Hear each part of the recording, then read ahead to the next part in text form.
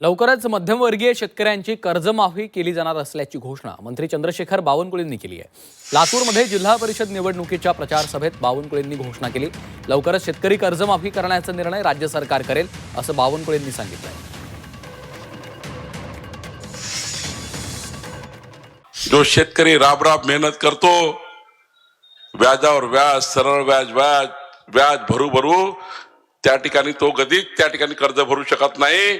तो गरीब माणूस रोज खस्ता खालतोय, तो शेतकरी रोज मरतोय, त्याला आत्महत्येचा विचार करतोय। पण आमच्या सरकारने विचार केलाय, गरीब शेतकऱ्याला आत्महत्या करू द्यायची नाही। आमच्या शेतकऱ्याची, मध्यमवर्गीय गरीब शेतकऱ्याची कर्जमाफी करण्याचा निर्णय आपलं सरकार करत आहे। गरीब शेतकऱ्याची, मध्यमवर्गीय शेतकऱ्याची कर्जमाफी करण्याचा निर्णय आपलं सरकार करणार आहे। माफी करणार आहोत, पण गाडी, घोडा, बंगला, मर्सिडीज कार त्यांची नाही करणार आहे।